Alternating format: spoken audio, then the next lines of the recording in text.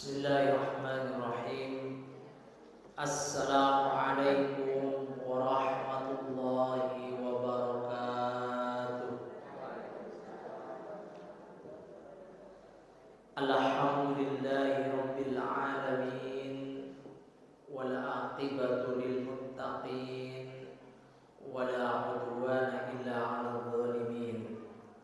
Wassalatu wassalamu ala asyrafil anbiya'i wal mursalin wa ala alihi wa ashabihi wa man tabi'ahu bi ihsanin ila yaumiddin, amma ba'd.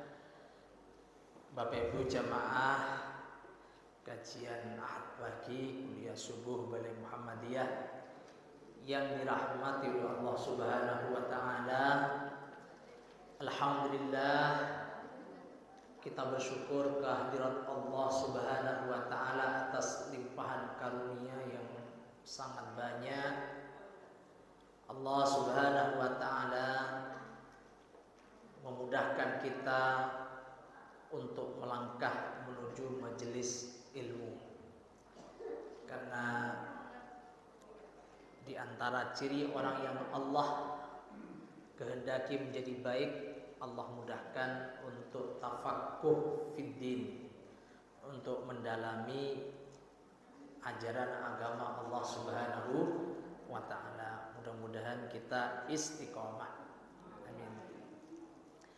Shalawat dan salam mudah-mudahan tercurahkan dan terlimpahkan kepada junjungan kita Nabi Agung Nabi Muhammad sallallahu alaihi wasallam, suri tauladan kita, kecintaan kita, dan kita sangat-sangat berharap mendapat syafaat beliau dan juga kita dekat dengan beliau kelak di surga Allah Subhanahu wa taala. Amin. Bapak Ibu yang dirahmati oleh Allah, kita akan melanjutkan kajian tafsir surah Al-Infitar. Kita baca terlebih dahulu, saya tuntun. A'udzu billahi minasy syaithanir rajim. Monggo. A'udzu billahi minasy syaithanir rajim. Bismillahirrahmanirrahim.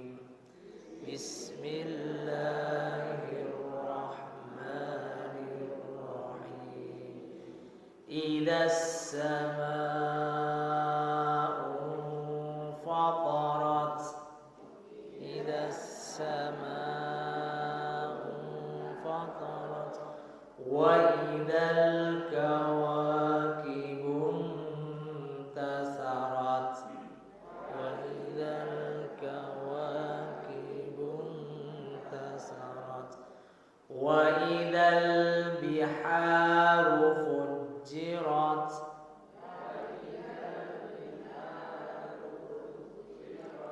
Wa idal quburu bu'sirat. Wa idal quburu bu'sirat. Alimat nafsum ma qaddamat wa akharat. Alimat nafsum ma qaddamat wa akharat. Ya ayyuhal insanu ma gharraka bi rabbikal karim. Ya ayyuhal insanu ma gharraka bi rabbikal karim. Alladzi khalaqaka fasawwaka fa'adalak. Alladzi khalaqaka fasawwaka fa'adalak. Fi ayyi suratin ma syaa rakkabak. Fi ayyi suratin ma syaa rakkabak. كلا بل تكذبون بالدين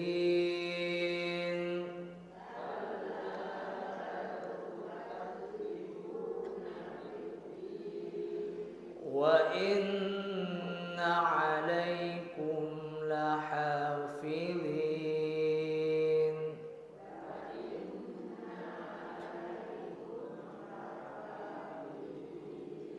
كراما كاتبين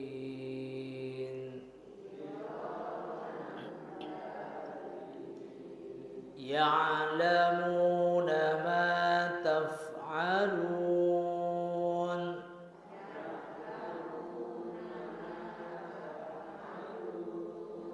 إن الأبرار لفي نعيم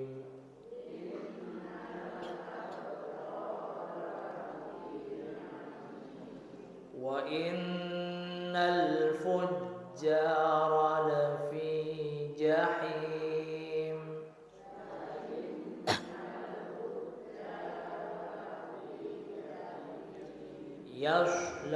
يصلونها يوم الدين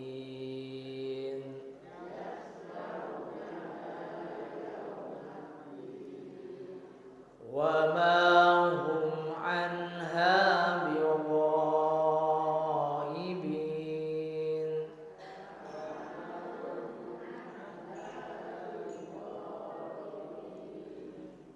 وما أدراك ما يوم الدين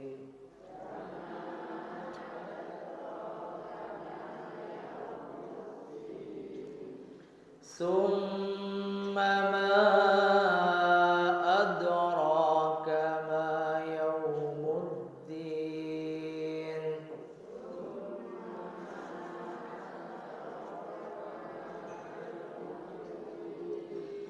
يوم لا تملك نفس لنفس شيئا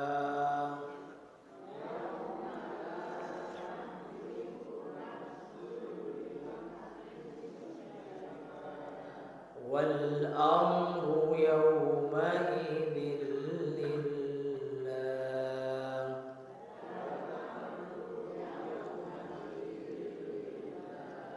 صدق الله العظيم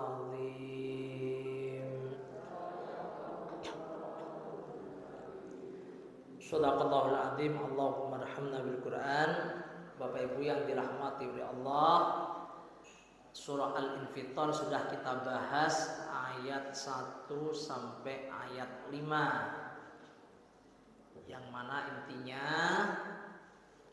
Allah Subhanahu wa ta'ala memperingatkan kita tentang peristiwa kiamat dan hari akhir, dan bahwasannya manusia di hari akhir kelak pada saat kiamat pun sudah mengetahui apa yang telah diperbuat, dalam pengertian sadar kalau dirinya itu kurang cukup amal atau sudah cukup amal. Jadi kalau sudah kiamat, alimat nafsum ma qaddamat wa akharat, masing-masing orang sadar, ngeh banget kalau ternyata selama ini umurnya disia-siakan, kurang beramal dan kurang bekalnya menuju kehidupan akhirat. Atau sebaliknya, manusia yang bersyukur telah dimudahkan oleh Allah untuk beramal. Lalu pada ayat yang ke-6 dan seterusnya, Allah mengingatkan bahwa manusia banyak yang terperdaya.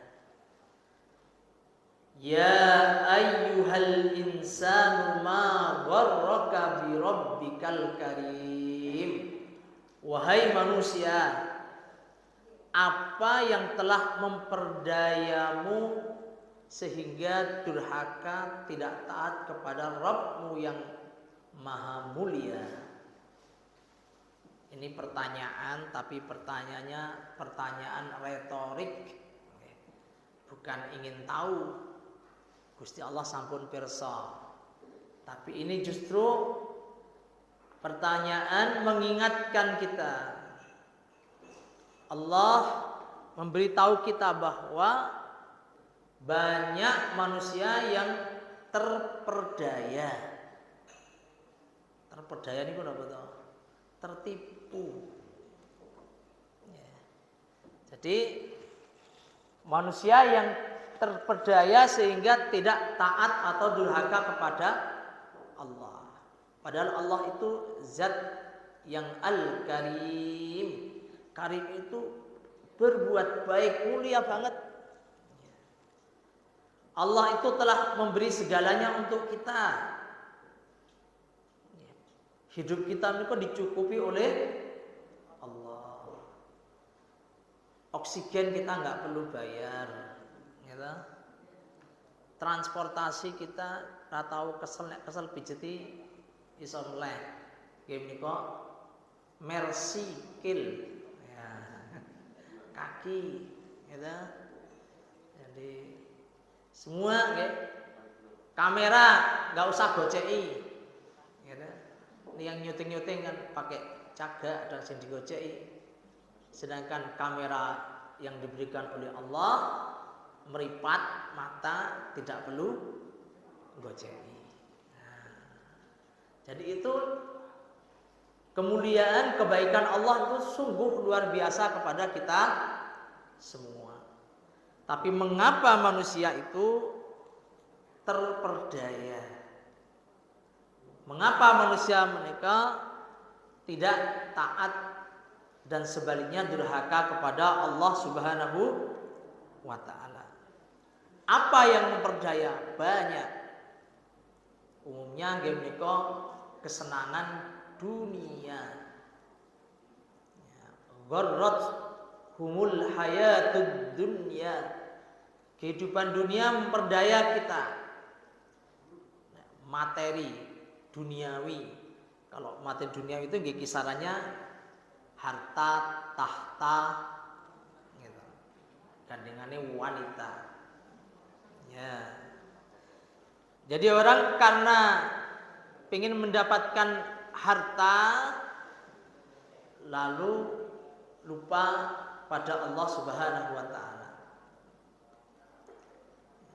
Yang dicari dikejar hanya harta dan harta. Bahkan tidak kenal halal haram. Bahkan kalau ada isu duit sekian triliun di rumah seseorang, itu ya nggak percaya nih, ya percaya tapi percaya nih kok ya enek men. Ya, kita saja cari uang jangankan berkarung-karung, ya, ngebai dompet aja tidak mudah. Sementara ada orang atau kelompok atau yang bisa disebut dengan mafia bisa mencari uang sedemikian mudahnya, tapi dengan cara-cara yang haram dan akan digunakan untuk hal-hal yang haram, untuk melanggengkan kekuasaan, untuk melanggengkan bisnis haram. Ya, misalnya begitu, narkoba supaya bisnisnya langgeng, suap sana sini, sogok sana sini, nyumpeli sana sini. Kekuasaan juga, supaya kekuasaannya langgeng, udah semua digerakkan oleh namanya dunia. Ya, kalau istilah politiknya sekarang itu oligarki. Oligarki itu orang yang punya duit. Ya, siapa? Wah, itu yang sopo sing diterane wong ngaku. Ya, tidak ada orang yang ngaku. Jadi itulah yang memperdaya manusia. profilnya sudah ada di Quran. Contohnya Qarun. Qarun terpedaya oleh hartanya. Qarun awalnya bukan orang kaya, juga bukan keturunan orang kaya. Qarun diajari oleh Nabi Musa untuk mengolah emas. Lalu Qarun berhasil, setelah berhasil lupa. Tidak ingat pada Allah, diingatkan malah sombong. Itulah Qarun, bahkan menjadi pendukung, salah satu pendukung kekuasaan Fir'aun. Ada Fir'aun sendiri dengan kekuasaannya, karena merasa menang, merasa kuat. Cara saat ini semua sudah ditarik menjadi pendukungnya, lalu menyombongkan diri. Ketika didakwai oleh Nabi Musa, tidak hanya menolak, malah mengangkat dirinya sebagai Tuhan. Malah minta kepada Haman untuk dibangunkan tempat yang tinggi, cara saat ini menara, gitu, tower, lalu melemparkan panah ke atas, lalu mengatakan, Tuhan Musa sudah saya panah. Nah, ini kesombongan, ya, kebodohan dibalut kesombongan. Ya, itu Fir'aun. Dan masih banyak profil lainnya di dalam Al-Quran. Sebetulnya yang harus kita waspadai, yang membuat manusia itu terperdaya, mudah diperdaya nafsunya, mudah diperdaya oleh setan, itu ada 3 hal. Yang pertama, gimana al-jahlu, kebodohan. Jadi kebodohan itu penyakit masyarakat. Kebodohan itu penyakit kehidupan. Sebelum zaman Islam, sebelum Nabi mencerdaskan bangsa Arab, Jazirah Arab, disebut zaman jahiliyah. Jadi kebodohan itu dekat dengan kebobrokan moral. Jadi kebobrokan keyakinan akidah. Karena kebodohan orang-orang dulu menyembah berhala. Ketika dikasih tantangan oleh Nabi Ibrahim, berhala yang kecil-kecil dihancurkan, kemudian ya tampaknya dikalungkan ke berhala yang besar, lalu menuduh Ibrahim, lalu Ibrahim membalikkan ya fakta tentang berhala besar yang masih belum hancur. Kemudian di situ berkalungkan kampak, lalu Ibrahim mengatakan, lah itu yang bawa kampak. Lalu si penyembah berhala mengatakan, ya tidak mungkin. Lah kalau nggak mungkin, mengapa disembah? Bahkan ada cerita zaman dahulu, patung itu dari tepung roti. Ketika lapar dicuili. Ya, jadi ini kebodohan. Dan itu tidak dulu, tidak sekarang. Yang namanya kebodohan dalam akidah itu sekarang ya masih banyak. Ketika punya anak atau lahir anak, masih ada orang bodoh, kemudian ari-ari ini dipendem, kemudian membongkar keramiknya yang bagus. Ya, masih ada. Ya, masih ada orang-orang yang mendukun, datang ke perdukunan meskipun jelas-jelas kebodohan. Belum lama ini, ya mungkin sekitar setahun ya, atau enggak sampai ya. Ada seorang ibu yang datang ke dukun supaya dapat rezeki nomplok. Apa nih rezeki nomplok nih? Ya, uang kaget apa uang apa? Dukunnya mempersyaratkan ritual, dan ritualnya membutuhkan, mohon maaf, itu harus melibatkan gadis perawan. Nah, cari nggak temu, akhirnya anaknya sendiri yang ditawarkan. Jadi seorang ibu sampai seperti itu. Terus apakah rezeki nomploknya datang? Tidak.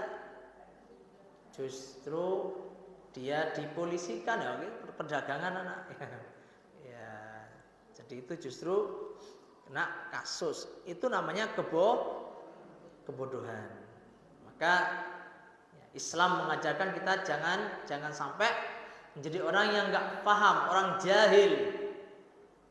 Ya, kita niku diwajibkan tolabul ilmi. Tolabul ilmi itu tidak harus sekolah, tidak harus di bangku sekolah. Niki nggih tolabul ilmi. Ini nek dikasih gelar jenengan pun es tong-tong. Ya. Jadi sudah gelarnya di atas S3 atau bahkan enak sing orang muda-muda ada. Ya orang muda-muda itu. Jadi ada ya muda SD, kalau diuji lali. Ya. Wingi boten kelingan sakniki lah lali. Jadi itu kebodohan yang kedua, kesombongan. Jadi yang memperdaya manusia umumnya adalah kesombongan. Kalla innal insana layatgha. Sesungguhnya manusia itu betul-betul melampaui batas ar-ra'a hustaghna, ketika merasa cukup. Nah, sombong. Jadi pada pengajian nggak butuh. Ya, kemudian pengajian ini sapa sing teko. Ya, lihat siapa yang datang. Kebanyakan orang-orang miskin, nggak level. Kemudian lihat siapa yang ceramah. Alah, sing ceramah jauh levelnya dengan saya. Ya, ini kesombongan manusia kalau merasa sudah cukup itu melampaui batas. Ya, kemudian disebut dengan batarul haq wa ghamtun nas. Batal itu menolak kebenaran. Ya tadi. Jadi, karena yang menyampaikan orang-orang yang dianggap levelnya di bawah. Ditolak kebenaran itu. Wa ghamtun nas, merendahkan manusia. Tapi kalau atasannya sing langsung mbuh salah mbuh bener sendiko dawuh. Ya, ada yang kalau orang yang haus kekuasaan, haus jabatan itu kalau yang bawahan-bawahan menyampaikan fakta kebenaran, apa itu? Tapi kalau sudah atasannya A ya harus A, B ya harus B. Pokoknya kayak kebo di apa? Dicocok irungi. Manut. Nah, itu manusia yang ya, terperdaya oleh kekuasaan. Jadi ini yang kedua, kesombongan. Yang ketiga, al-ghaflah, lalai. Jadi yang menyebabkan manusia menika terpedaya dalam kehidupan itu adalah karena lalai. Jadi iqtaraba linnasi hisabuhum wa hum fi ghaflatin mu'ridun. Sudah dekat hisab manusia. Sebetulnya tahu. Manusia tahu semua itu camat. Calon mati. Calon mati apa calon mayit? Dua-duanya. Semua pasti mati. Tidak ada yang tidak tahu. Tiap hari layat. Hari ini berita menyedihkan. Supporter sepak bola rusuh. Katanya 127. Jadi katanya itu di Malang. Ya.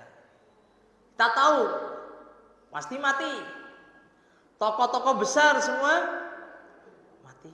Tapi kadang-kadang kita itu layat tiap hari itu seakan-akan mati itu giliran orang lain kita dilewati. Ya, gitu apa nggih? Ya. Terus kalau layat terus ki sapa baniki urut tua apa? Urut nom. Ya. Terus jawabannya jenengan riyen nggih kula ikhlas, napa kula sing keri nggih mboten napa-napa. Nah, jadi ya lalai. Ya, jadi sehingga diistilahkan oleh para ulama kehidupan dunia itu, orang dalam kehidupan dunia itu ya, seperti orang yang dikejar oleh binatang buas. Ya, binatang buas berarti bahaya. Binatang buas kucing, bukan kucing. Kucing garong kita yang buas. Harimau apa? Ya, apa buaya, ya. Lalu naik ke sebuah pohon. Nah, binatang buas itu nunggu di bawah. Ya. Artinya ketika seseorang di atas pohon itu ada bahaya. Lah kita itu hidup itu juga ditunggu oleh bahaya. Apa itu bahaya? Ada benar. Neraka. Sudah ditunggu kita itu. Neraka, surga itu sudah diciptakan dan sudah dinyalakan. Dan apinya itu warnanya, api neraka ini kenapa? Hitam. Jadi sing paling panas itu hitam. Sing panas biasa niku merah. Setelah merah itu biru. Setelah biru putih. Setelah putih hitam. Nah, kalau kebakaran dasar itu pasti hitam. Nah, itu paling panas. Itu sudah disediakan, sudah ada. Nah, itu yang menjadi bahaya. Selain itu, selain ditunggu oleh bahaya binatang buas itu, pohonnya yang dinaikin itu dikerokoti oleh dua tikus. Tikus hitam dan tikus putih. Yaitu siang malam. Ibaratnya itu siang malam. Kan siang malam itu ngerokoti terus. Semakin hari berkurang. Senajan ada yang semakin keriput, enak sing lho kok tambah kenceng ya ada. Ning tetap usia itu ada ajal, ada batasnya. Ukuran mati bukan ukuran keriput, mboten keriput. Ya. Sing keriput ya ora mati-mati nggih ada. Sing kenceng mati banyak, gitu. Jadi itu semua digerogoti oleh siang malam. Nah, artinya nanti pada saatnya yang di atas pohon itu jatuh. Dan kalau nggak siap diterkam binatang buas. Artinya manusia itu pada akhirnya mati kalau nggak siap masuk neraka, na'udzubillahi min dzalik. Tapi di pohon itu diibaratkan ada sarang lebah yang banyak madunya. Awalnya itu sadar kalau ada bahaya, tapi kemudian ketemu madu, kemudian nyicipi kok legi, akhirnya menikmati, gitu. Lupa bahaya yang mengancam. Itu orang yang ghaflah, lalai, gitu. Aslinya paham besok bakal mati, paham jelas, tapi lupa. Seakan-akan tidak akan mati. Tiap hari sibuk dengan urusan dunia. Sholat yang udah nggak diperhatikan, sholat jamaah angel, gitu. Maka dikatakan subuh kesiangan, zuhur kesibukan, asar di perjalanan. Maghrib kecapean, Isya ketiduran. Karena hidupnya nggak pernah disetting untuk itu. Settingannya dunia. Nggak pernah sadar bahwa kita itu wajib sholat. Sholat itu tidak boleh sak-sae. Dan bahkan sholat jamaah itu khususnya bagi kaum pria itu minimal sunnah muakkad. Bahkan ada yang mengatakan wajib. Sunnah muakkad artinya ya diupayakan. Ya, jangan sampai malah ya nek iso, bukan nek iso. Diupayakan untuk melaksanakan dengan berjamaah. Jadi itu ya, contoh atau perumpamaan manusia dalam kehidupan dunia. Jadi ma gharraka bi rabbikal karim, ini bukan pertanyaan tapi peringatan. Manusia itu terpedaya sehingga durhaka kepada Allah, padahal Allah itu zat yang al-karim, yang maha baik. Alladzi khalaqaka fasawwaka fa'adalak. Allah itu adalah zat yang telah menciptakan kamu dan telah menyempurnakan ciptaanmu, fa'adalak, dan juga telah menjadikan ciptaanmu dalam keseimbangan. Jadi Allah itu telah menciptakan kita, tidak ada yang lain. Allah itu yang mencipta kita enggak sembarangan, dengan sempurna. Laqad khalaqnal insana fi ahsani taqwim. Manusia diciptakan dengan sebaik-baik penciptaan, secara fisik, secara psikologi dan semuanya. Maka teori Darwin yang mengatakan manusia dari keran itu jelas-jelas bertentangan. Dan teori ini, teori Darwin, manusia dari kera, materialisme, marxisme, komunisme itu berkolaborasi menjadi satu, sehingga apa? Di ideologinya komunis, ini kan komunis ya. Untuk mencapai kekuasaan, komunis itu tidak segan-segan menggunakan kekerasan, membantai, gitu? Membantai. Kenapa? Karena pahamnya materialis, pahamnya Darwinisme. Manusia itu dari kera, jadi nggak apa-apa. Karena manusia itu hewan. Hewan itu yang survive, sing menang ya sing kuat. Nah, itu paham materialisme, paham Darwinisme sebelum Islam, jahiliyah sudah begitu. Jadi untuk merebut kekuasaan, nyawa manusia itu kecil. Memang harus seperti itu. Enggak heran kalau udah memberontak jenderal-jenderal, kiai-kiai.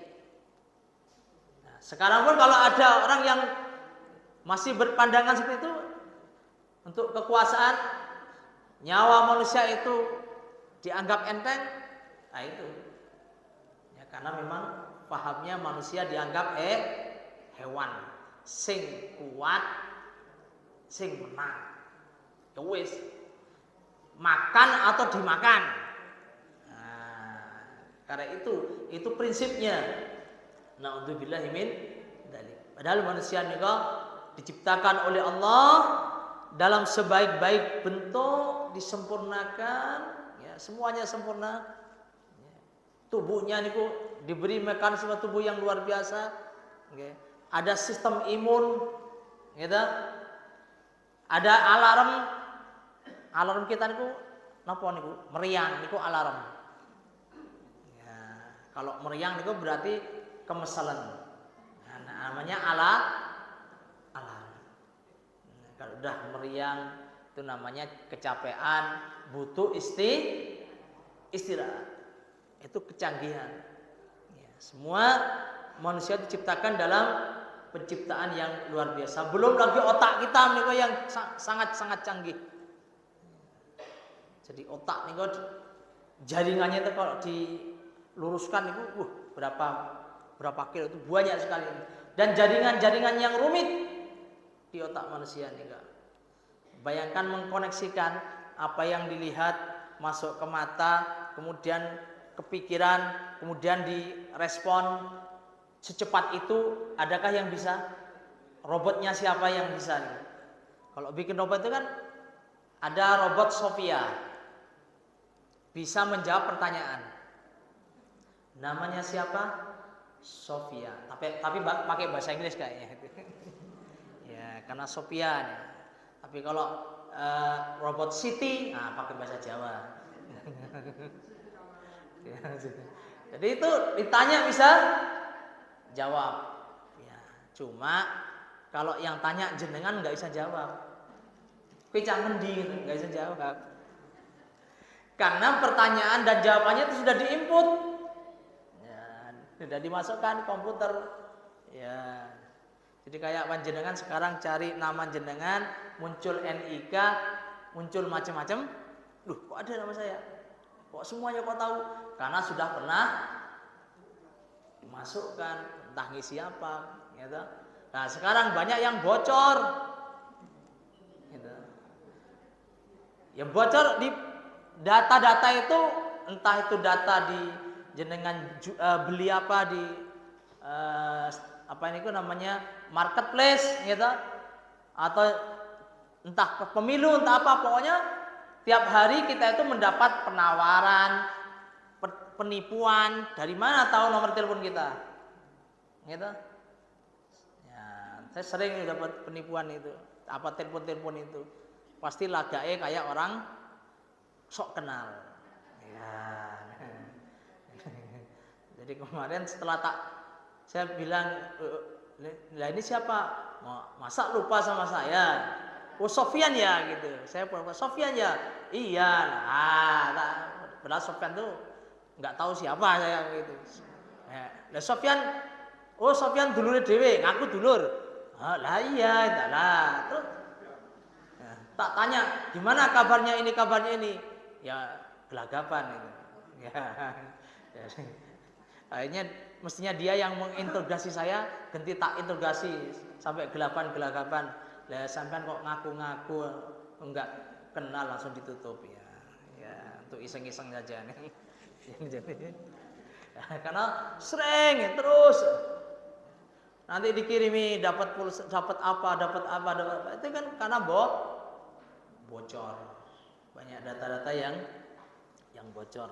Nanti kalau sudah pilpres, jenengan jangan heran.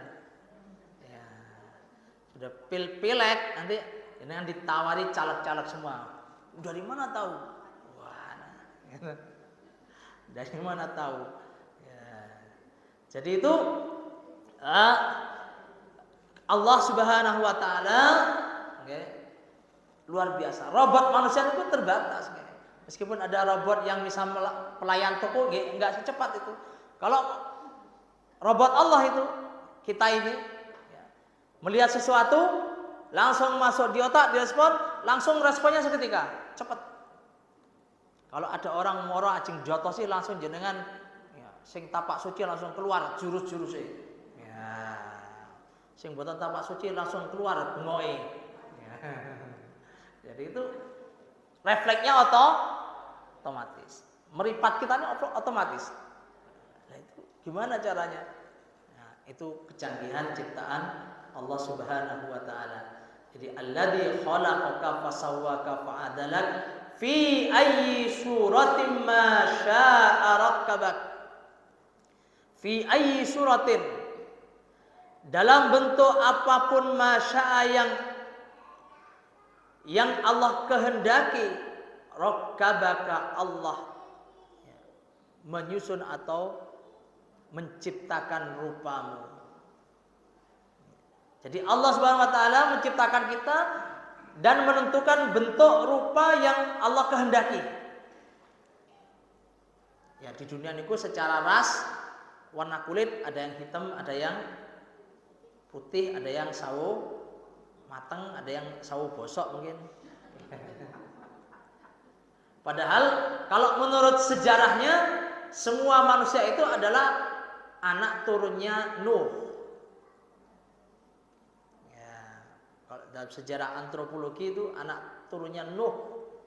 Kenapa? Karena dulu semua manusia itu zaman Nabi Nuh dihabiskan dengan banjir. Ya, tapi jumlahnya belum banyak gitu. Gitu. Enggak sebanyak sekarang. Sekarang itu bumi itu sudah overload. Jadi bumi kita sudah overload. Ya, sudah kokean. Tapi bukan berarti menjadi alasan nek mati beneran, bukan. Jadi bukan kok wis mati beneran. Ya, jadi semua itu anak turun Nabi Nuh, ya, tetapi jadinya beda-beda. Dan prosesnya kalau antropologi ada pengaruh lingkungan, pengaruh macam-macam. Tapi kita nggak bisa koyo opon. Orang Afrika jadi kulitnya hitam, orang Eropa jadi putih, kita kok jadi orang hitam, orang putih. Ya. Bahkan di kita sendiri gitu, ada yang bapaknya putih, mboknya putih, anaknya rapatek putih. Ya. Ampun ireng rapatek putih kan. Atau sebaliknya, gitu. Jadi apalagi bentuk wajah itu nggak ada orang yang persis, nggak ada sedunia ini. Ya, mesti ada sing beda, meskipun kembar, tidak ada yang persis. Apalagi sidik jari, apalagi DNA. Ya, ini sungguh luar biasa. Rupa manusia bermacam-macam, ya, itu merupakan bukti kekuasaan Allah Subhanahu wa Ta'ala. Tapi Allah tidak melihat manusia dari bentuk fisik dan rupanya. Innallaha la yanzuru ila suwarikum. Allah tidak melihat kepada bentuk kita. Tapi yang dilihat apa? Walaki yanzuru ila qulubikum wa a'malikum. Yang dilihat adalah hati dan amal kita. Sehingga boleh orang itu memperbagus lahir, boleh, enggak dilarang. Kalau kita bercermin kan Allahumma hassin khuluqi kama hassanta khalqi, ya Allah, perbaiki akhlakku sebagaimana engkau memperbaiki bentuk fisikku. Artinya apa? Minta dua-duanya. Boleh dandan, boleh gitu. Allah itu juga senang melihat bekas nikmatnya pada hambanya. Maksudnya apa? Allah memberi rezeki, kemudian hambanya itu pakaiannya bersih, menyenangkan, sing nyawang seneng gitu. Daripada wis kusut, mambu, perengus. Jadi kita wong duit ya. Yang nggak boleh itu adalah berlebihan. Ya, nggak boleh ya. Kita itu diperintahkan makanlah, walbas, wasrab, makan, minum, walbas, pakaian, min ghairi sarafin wala makhilatin. Tapi jangan dua hal, jangan berlebihan, jangan sombong. Jangan niatnya ben beda karo kancane. Ya niatnya ya udah ben patut gitu. Ben patut, yang penting tidak berlebihan. Jadi yang dilihat oleh Allah adalah amal dan hati kita. Artinya perhatian kita terhadap hati itu harus lebih besar daripada perhatian terhadap fisik. Perhatian terhadap amal itu harus lebih besar daripada kita perhatian terhadap lahiriah kita. Karena yang akan dinilai oleh Allah adalah hati dan amal kita. Dan hati juga berpengaruh kepada amal. Maka hati disebut raja oleh Imam Ghazali. Anggota badan ini ada tentara yang diperintah. Kalau hatinya baik, maka amalnya akan baik. Kalau hatinya itu rusak, maka amalnya akan rusak. Terus menikah Bapak Ibu yang dirahmati Allah Subhanahu wa taala. Jadi ayat yang kelima atau keenam nih sampai ayat yang ke-8 nih mengingatkan kita bahwa kita jangan sampai terpedaya dari mengingat Allah, dari taat kepada Allah. Dan itu penyakit yang berbahaya yang ada dalam kehidupan kita, ghaflah, lalai. Ya, ada ghaflah, ada lagi penyakit sing taswif. Taswif niku sok ben kosek-kosek. Ya, ngaji insyaallah sok ben nek wis pensiun. Sedekah sok ben nek wis sugih. Ya, mandang pensiun lali. Mandang sugih nggih lali. Alhamdulillah min dzalik, mudah-mudahan sedikit ini bermanfaat. Kurang lebihnya mohon maaf. Aqulu qouli hadza astaghfirullah wa lakum innahu wal ghafurur rahim. Wassalamualaikum warahmatullahi wabarakatuh.